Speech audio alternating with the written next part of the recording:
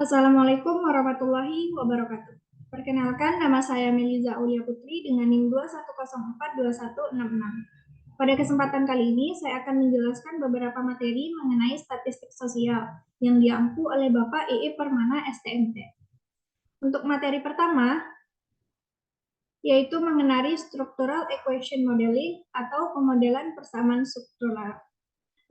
Pemodelan persamaan struktural bukanlah salah satu teknik statistik. Pemodelan persamaan struktural mengintegrasikan sejumlah teknik multivariat yang berbeda ke dalam satu kerangka penyesuaian model. Pemodelan persamaan struktural ini adalah integrasi dari yang pertama, teori pengukuran, yang kedua, analisis faktor atau variabel laten, yang ketiga, analisis jalur, dan selanjutnya yaitu regresi. Pemodelan persamaan struktural atau SEM berguna untuk pertanyaan penelitian. Yang pertama, melibatkan konstruksi yang kompleks dan memiliki banyak segi yang diukur dengan error. Yang kedua, hal ini menentukan sistem hubungan, bukan variabel dependen dan serangkaian prediktor. Selanjutnya yaitu fokus pada pengaruh tidak langsung atau dimediasi, maupun langsung secara suatu variabel terhadap variabel lain. Pemodelan persamaan struktural juga dikenal sebagai yang pertama, analisis struktur kovariansi. Yang selanjutnya yaitu analisis struktur momen. Yang ketiga yaitu analisis hubungan struktural linear atau Liss-Rel. Dan yang keempat yaitu pemodelan kausal. Perangkat lunak untuk pemodelan persamaan struktural diantaranya yaitu yang pertama, ada banyak paket perangkat lunak yang dapat memuat SEM. Yang kedua, yang asli dan paling terkenal adalah Liss-Rel yang dikembangkan oleh Joreskov dan Sorbonne. Selanjutnya yaitu M+, Iquisi, Amos, Kalis, MX, Sepat, Terat, R, dan Stata. Selanjutnya itu beberapa memiliki versi pelajar yang dapat diunduh. Perlu dicatat bahwa pemodelan persamaan struktural dapat dianggap sebagai penggunaan analisis jalur variabel laten. Variabel laten sendiri adalah sebagian besar konsep ilmu sosial tidak dapat diamati secara langsung, misalnya kecerdasan modal sosial. Hal ini menjadikan sebagai konstruksi hipotesis atau laten. Variabel laten dapat diukur dengan menggunakan indikator yang dapat diobservasi. Kita dapat menganggap varians suatu item kuesioner dipengaruhi oleh yang pertama, konstruksi laten yang ingin kita ukur, yang kedua, faktor lain atau kesalahan atau varian unik. Selanjutnya yaitu mengenai skor sebenarnya dan kesalahan pengukuran atau error, di mana rumusnya adalah X sama dengan T ditambah E, di mana X adalah pengukuran atau barang yang diamati, T adalah skor sebenarnya dapat berasal dari nilai sebenarnya, E adalah kesalahan berasal dari kesalahan sistematis baik pada konstruksi sama dengan 0 ataupun tidak sama dengan 0. Permasalahan pada suatu indikator dapat menyebabkan persamaannya tidak teridentifikasi. Perlu diketahui kita tidak dapat memisahkan skor sebenarnya dengan kesalahan atau error. Beberapa indikator variabel laten yaitu sebagai berikut. Yang pertama, untuk mengidentifikasi komponen T dan E, kita memerlukan beberapa indikator variabel laten. Yang kedua, dengan beberapa indikator, kita dapat menggunakan model variabel laten untuk mempartisiparian. Selanjutnya itu misalnya analisis komponen utama mengubah variabel berkolerasi menjadi komponen tidak berkolerasi. Dan yang terakhir itu kita dapat menggunakan serangkaian komponen yang direduksi untuk meringkas hubungan yang diamati. Model faktor umum, seperti yang ada di gambar berikut, di mana A sama dengan faktor loading, sama dengan kolerasi antar faktor dan indikator. Manfaat variabel laten yang pertama yaitu kebanyakan konsep sosial bersifat kompleks dan memiliki banyak segi. Kedua, penggunaan pengukuran tunggal tidak akan cukup untuk mencakup seluruh peta konseptual. Yang ketiga, menghapus atau mengurangi kesalahan acak dalam konstruksi yang diukur. Yang keempat, kesalahan acak pada variabel terikat sama dengan perkiraan tidak bias tetapi kurang tepat. Selanjutnya yaitu kesalahan acak dalam variabel independen sama dengan melemahkan koefisien regresi menuju 0. Perlu diingat bahwa pemodelan persamaan struktural dapat dianggap sebagai analisis jalur menggunakan variabel laten. Selanjutnya itu analisis jalur. Analisis jalur adalah representasi diagram model teoritis menggunakan notasi standar. Persamaan regresi ditentukan antara variabel yang diukur, pengaruh variabel prediktor terhadap kriteria atau variabel terikat terikat dapat berupa langsung, tidak langsung, dan total. Notasi diagram jalur yaitu seperti yang ada pada layar di kiri bawah, di mana variabel laten yang diukur, variabel yang diamati atau manifestasi, varian error atau gangguan, kovariansi atau jalur non-arah, dan jalur regresi atau arah. Seperti yang ditampilkan di layar, di mana PD1 atau penyebab tunggal dapat berupa gambar pertama, dua penyebab yang berkolerasi pada gambar kedua, efek tidak langsung pada gambar ketiga. Selanjutnya itu materi mengenai ide, kunci, istilah, dan konsep dalam SEM Profesor Patrick Sturgis. Di mana yang pertama yaitu rencana atau plan, membahas mengenai diagram jalur, variabel eksogen dan endogen, matriks varian dan kovarian, estimasi kemungkinan maksimum, batasan parameter, model bersarang dan model yang sesuai, dan identifikasi model. Selanjutnya itu diagram jalur. Fitur menarik dari SEM adalah representasi persamaan secara diagramatis. Misalnya regresi bivariat, di mana Y sama dengan BX ditambah E. Konvensi diagram jalur seperti yang terdapat pada layar kanan atas, yaitu terdiri dari variabel laten yang diukur, variabel yang diamati atau dimanifestasi, varian kesalahan atau istilah gangguan, kovarian atau jalur non-arah, dan jalur regresi arah. Selanjutnya yaitu membaca diagram jalur, di mana gambar pertama yaitu dengan 3 varian kesalahan penyebab atau diukur dengan 3 variabel yang diamati. Ini adalah gambar variabel laten. Lalu gambar kedua yaitu 2 variabel laten yang masing-masing diukur oleh 3 variabel observasi. Gambar ini menunjukkan berkolerasi. Selanjutnya yaitu gambar ketiga yaitu 2 variabel laten yang masing-masing diukur oleh 3 variabel observasi. Gambar ini menunjukkan error, kesalahan, atau adanya gangguan. Selanjutnya yaitu materi eksogen atau endogen. Endogen adalah tergantung, disebabkan oleh variabel-variabel dalam sistem.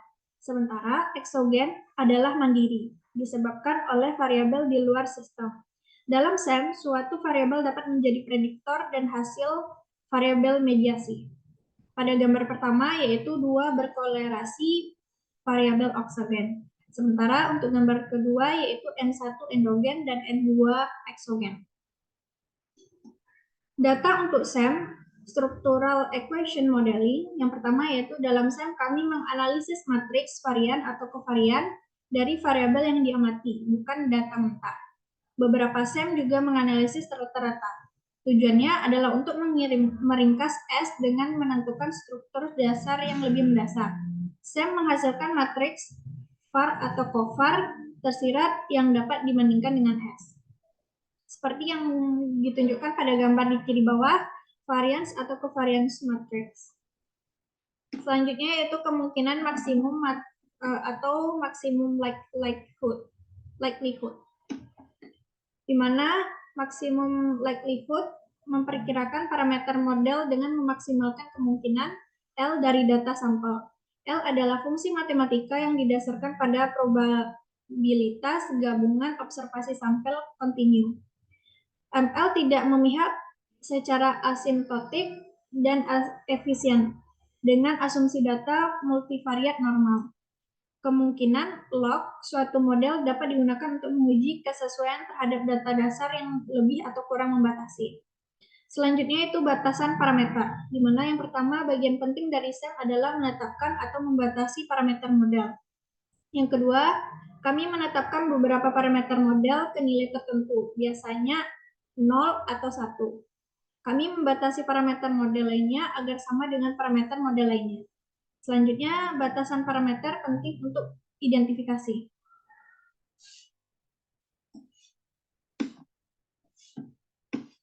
Model bersarang. Yang pertama yaitu dua model A dan B dikatakan bersarang jika salah satu merupakan bagian dari model lainnya. Misalnya A sama dengan B ditambah batas parameter. Atau misalnya model B, yaitu Y1 sama dengan A ditambah B1X1 ditambah B2X2 ditambah E1.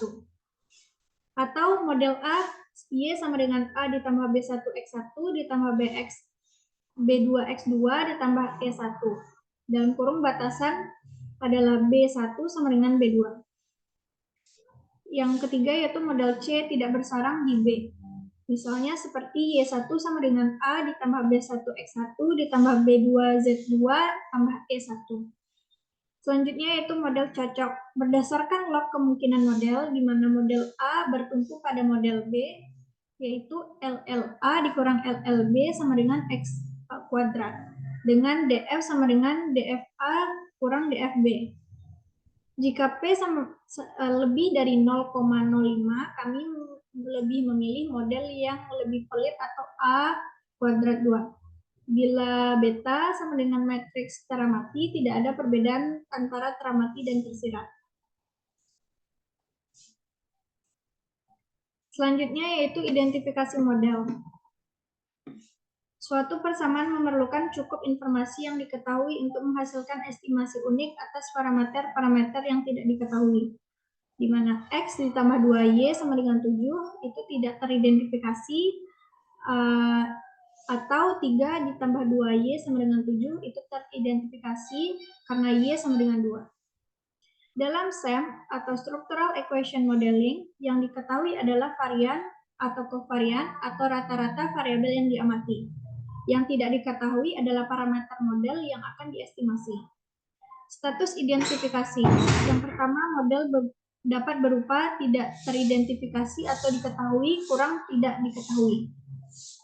Baru teridentifikasi dapat berupa diketahui sama dengan tidak diketahui.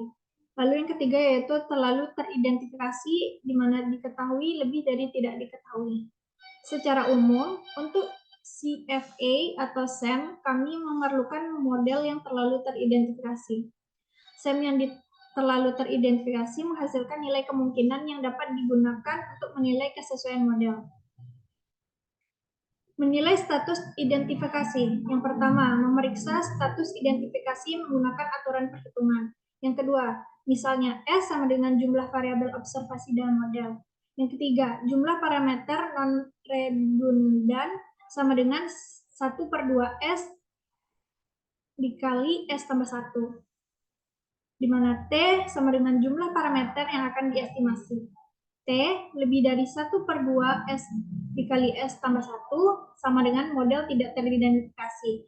Sementara T kurang dari 1/2S dikali S tambah 1, model teridentifikasi secara berlebihan. Contoh 1 yaitu identifikasi. Parameter yang tidak berlebihan yaitu pada gambar berikut. Selanjutnya itu mengontrol identifikasi. Kita dapat membuat model yang kurang atau hanya teridentifikasi menjadi terlalu teridentifikasi dengan yang pertama, menambahkan lebih banyak hal yang diketahui atau menghapus yang tidak diketahui. Memasukkan lebih banyak variabel yang diamati dapat menambah lebih banyak variabel yang diketahui. Yang ketiga yaitu batasan parameter menghilangkan hal yang tidak diketahui. Selanjutnya, batasan B1 sama dengan B2 hilangkan satu hal yang tidak diketahui dari model atau mendapatkan satu DF. Contoh kedua yaitu tambahkan yang diketahui, di mana parameter yang tidak berlebihan yaitu 1/2S dikali S tambah 1 sama dengan 10 seperti gambar berikut. Selanjutnya yaitu contoh ketiga, yaitu hapus metode pencarian yang tidak diketahui. Pembebanan faktor pembatas sama dengan 1, yaitu parameter yang tidak berlebihan adalah 1/2S dikali dengan S tambah 1 sama dengan 6, seperti yang digambar berikut.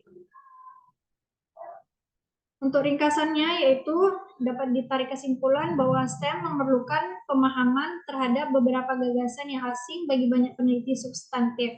Yang pertama yaitu diagram jalur, menghasilkan matriks varian atau kovarian, estimasi ML, uji global kesesuaian model, model bersarang, Identifikasi yaitu batas atau pembatas parameter. Untuk materi selanjutnya yaitu analisis faktor konfirmatori, di mana rencana atau plannya terdiri dari mengukur konsep menggunakan variabel laten. Yang kedua, analisis faktor eksplorasi atau EFA. Yang ketiga, analisis faktor konfirmatori atau CFA. Dan yang keempat yaitu memperbaiki skala variabel laten, selanjutnya struktur rata-rata, selanjutnya indikator formatif, selanjutnya pembagian barang, dan yang terakhir yaitu faktor tingkat tinggi. Untuk pemodelan 2 langkah, SEM adalah analisis jarum dengan variabel laten. Hal ini sebagai perbedaan antara pengukuran konstruksi dengan hubungan antara konstruksi ini. Langkah pertama yaitu mengukur konstruksi. Langkah kedua, memperkirakan bagaimana konstruksi saling terkait satu sama lain. Langkah 1 yaitu pengukuran, di mana semua pengukuran dilakukan dengan kesalahan atau acak atau sistematis. Lalu kami ingin mengisolasi komponen skor sebenarnya dari variabel yang diukur berupa X sama dengan T ditambah E. Bagaimana kita bisa melakukan ini? Yaitu jumlahkan item atau kesalahan acak dibatalkan, lalu memperkirakan model varian laten.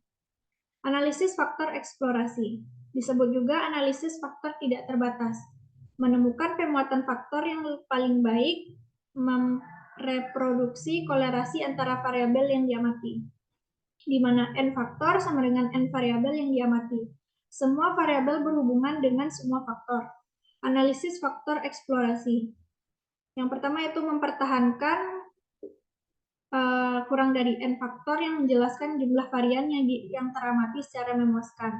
Arti faktor ditentukan oleh pola pembebanan. Tidak ada solusi unik jika lebih dari satu faktor. Rotasi digunakan untuk memperjelas ukuran masing-masing faktor.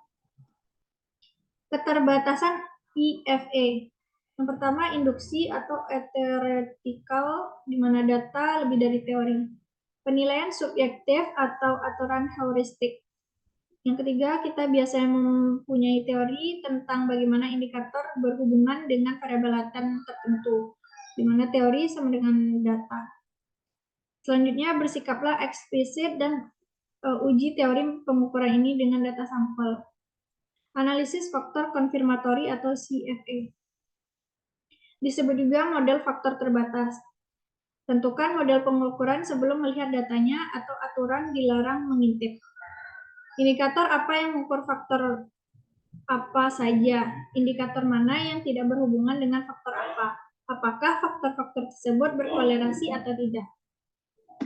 Selanjutnya mengenai batasan parameter atau CFA menerapkan batasan pada parameter karena model faktor dibatasi. Selanjutnya pembebanan faktor ditetapkan 0 untuk indikator yang tidak diketahui faktor tersebut. Selanjutnya, teori pengukuran dinyatakan dalam batasan yang kita tempatkan pada model. Dan yang terakhir, memperbaiki parameter yang terlalu mengidentifikasi model dapat menguji kesesuaian model a priori. Selanjutnya, mengenai skala variabel laten.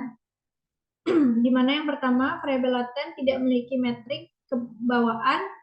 Dua pendekatannya yaitu batasan variabel laten menjadi satu atau batasan pemuatan faktor satu item menjadi satu, menjadikan item sebagai referensi, pemuatan lainnya yang diinterpretasi relatif terhadap item referensi.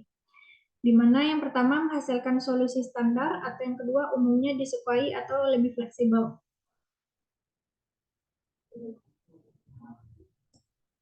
Selanjutnya yaitu struktur berarti. Dalam SEM konvensional, kami tidak memodelkan variabel observasi atau variabel laten, di mana minatnya pada hubungan antara variabel itu berkolerasi atau jalur terarah. Terkadang kita tertarik pada arti variabel laten, misalnya perbedaan antara kelompok, atau misalnya perubahan seiring waktu. Untuk mengidentifikasi sarana laten, yang pertama sarana teramati dan laten diperkenalkan dengan menambahkan sebuah konstanta. Selanjutnya, ini adalah variabel yang disetel ke satu untuk semua kasus. Regresi suatu variabel pada suatu prediktor dan suatu konstanta menghasilkan intercept atau rata-rata dari variabel tersebut dalam B yang tidak terstandarisasi.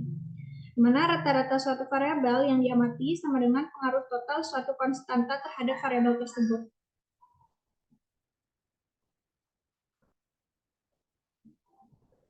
Struktur berarti sama dengan B adalah rata-rata X, di mana A sama dengan B kali C atau sama dengan rata-rata Y.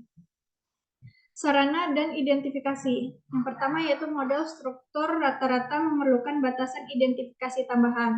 Yang kedua, kami memperkirakan lebih banyak parameter yang tidak diketahui atau rata-rata laten. Yang ketiga, jika kita mempunyai lebih dari satu grup, kita dapat menetapkan rata-rata laten dari satu grup menjadi 0.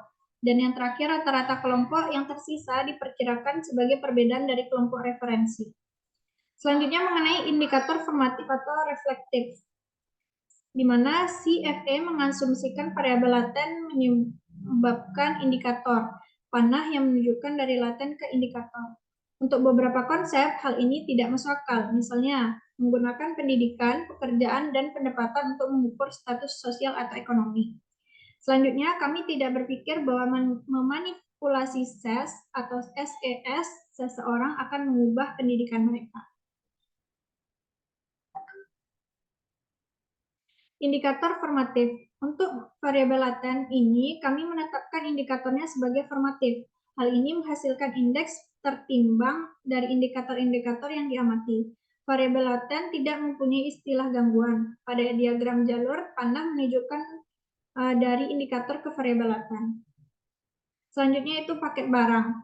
Seseorang peneliti mungkin tidak memiliki sejumlah besar indikator untuk suatu konstruksi laten. Di sini, kompleksitas model dapat menjadi masalah estimasi atau interpretasi. Item pertama-tama digabungkan dalam parsel melalui penjumlahan skor atas subkelompok item, lalu menghasilkan unidimensi item dalam sebuah parsel.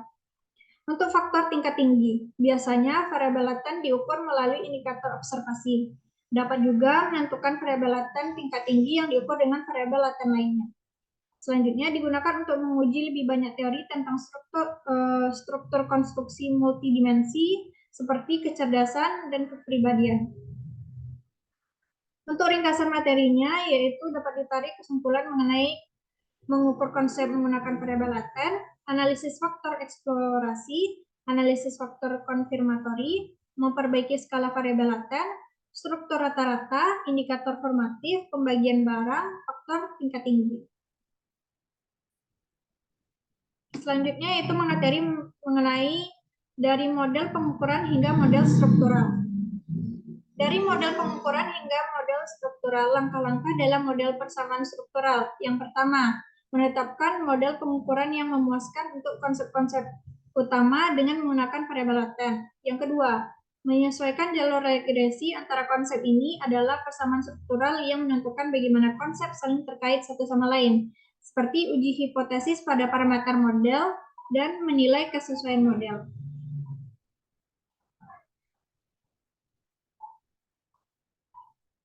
Selanjutnya yaitu model multi-indikator multi-penyebab atau MEMIC. Seperti gambar di layar, laten, endogen, diamati secara oksogen. Selanjutnya yaitu model alternatif.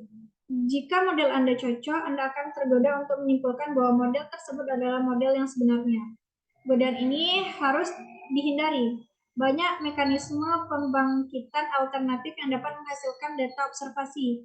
Seperti contohnya, kepercayaan politik menyebabkan kepercayaan sosial. Data Survei Sosial Eropa 2004. Selanjutnya itu kepercayaan sosial menyebabkan kepercayaan politik. Datanya dari Survei Sosial Eropa 2004.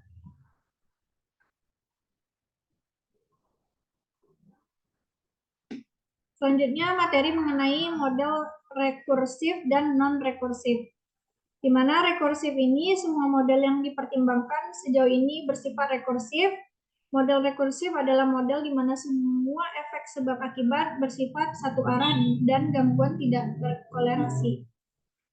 Model non-rekursif berisi satu atau lebih putaran umpan balik atau efek timbal balik. Model rekursif seperti pada gambar berikut. Model non-rekursif seperti gambar di kiri atas, yaitu efek sebab akibat bersifat satu arah, gangguan tidak berkorelasi. Pada gambar yang kedua, pada kanan atas, sebagian rekursif 1 tidak ada efek langsung di antara endogen sama dengan rekursif.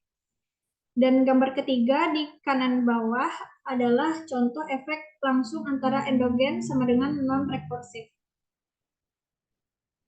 Rekursif sendiri, model rekursif selalu teridentifikasi mudah diperkirakan. Model non-rekursif lebih fleksibel, namun dapat menimbulkan masalah dalam identifikasi, memerlukan variabel tambahan untuk identifikasi. Model non-rekursif hanya karena suatu model teridentifikasi tidak berarti estimasi parameternya benar. Estimasi jalur timbal balik yang konsisten memerlukan beberapa asumsi yang ketat dan seringkali tidak masuk akal untuk dipenuhi. Misalnya, variabel eksogen yang digunakan untuk mengidentifikasi parameter sinkron harus memenuhi variabel instrumental. Selanjutnya yaitu regresor endogen. OLS mengasumsikan error term tidak berkolerasi dengan prediktor. Kolerasi dapat muncul dari variabel yang tidak teramati dan dari hubungan sebab akibat yang simultan. Untuk menafsirkan beta sebagai efek sebab akibat diperlukan variabel instrumental untuk X1. Variabel instrumental 4. 4 adalah variabel yang memasukkan variabilitas eksogen ke dalam regresi endogen. 4. Z harus secara langsung menyebabkan regresor endogen tetapi bukan hasilnya. Penugasan acak pada kondisi pengobatan dan kontrol di RCT merupakan variabel instrumental yang baik.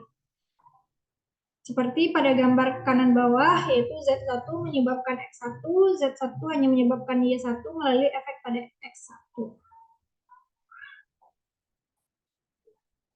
Variabel instrumental contohnya. Yang pertama, draft Lothare Vietnam untuk dampak Perang Vietnam pada hasil selanjutnya. Agris dan kedekatan perguruan tinggi terdekat untuk pendidikan mengenai pendapatan atau chart 1995, variasi jumlah wajib sekolah karena pengaruh pendidikan terhadap pendekatan. SEM non-rekursif, apakah kebahagiaan menyebabkan kepercayaan atau kepercayaan yang menyebabkan kebahagiaan?